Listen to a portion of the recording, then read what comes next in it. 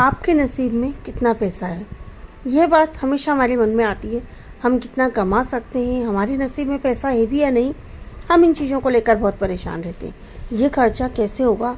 अरे बाप रे, अब हमारी फैमिली में एक मेंबर और बढ़ गया, इसका खर्चा और। हम इन चीज़ों को लेकर कितना सोचते हैं। तो इसी बात के लेकर आज मैं एक छोटी सी कहानी लेकर आई हूँ। यही चीज़ कि हमारे नसीब में कितना पैसा है, एक किसान के मन में आया।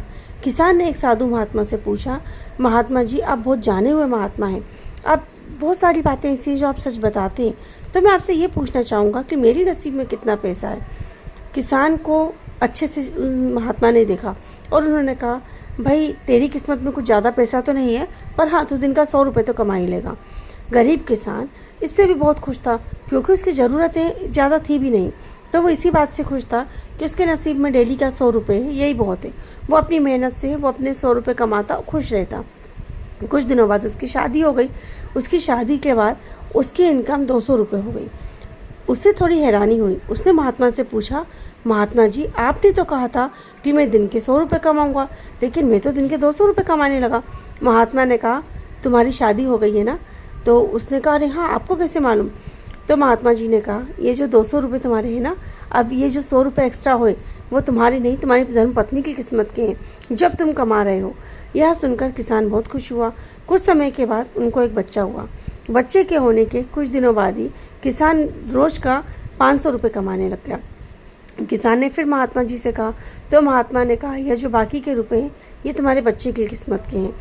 तो क्या होता है ना, हमारे साथ हम कई बार ये सोचते हैं कि यार हमारी फैमिली में एक और बच्चा आ गया या ये आ गया, ये फिर हम ये खर्चा कैसे उठाएंगे।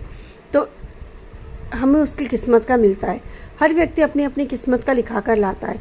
कई बार हमें लगता है कि ये जो तरक्की हो रही है हमारी लाइफ में, हम जो कमा रहे हैं वो हम अपनी किस्मत का कमा रहे हैं। हमें पता ही नहीं चलता कि हम किसकी किस्मत का खा रहे हैं। हमारी लाइफ से जुड़े लोग, हमारे रिलेटिव्स, हमारी बीवी बच्चे, सभी लोग, हम उनकी किस्मत का भी कमाते हैं। तो कभी इस बात का घमंड मत कीजिए कि हम किसकी किस्मत का खा रहे हैं। हो सकता है कि हम जो कमा रहे हैं वो उनकी किस्मत का हो, और हम जो खर्चा करने में डरते हैं या सोचते हैं ये खर्चा हो रहा है, ये ना करें, हो सकता है इसी वजह से हमें वो इनकम हो रही है।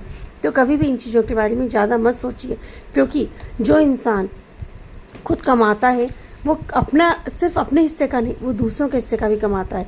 जिस भगवान ने इंसान को बनाया है ना, उस भगवान ने उसकी किस्मत की कमाई, उसकी किस्मत का दाना पानी सब पहले से ही लिख कर भेजा है। तो इस बात में परेशान ना होइए कि ये बच्चा हमारी लाइफ में आ गया तो हम इसका खर्चा कैसे उठाएंगे।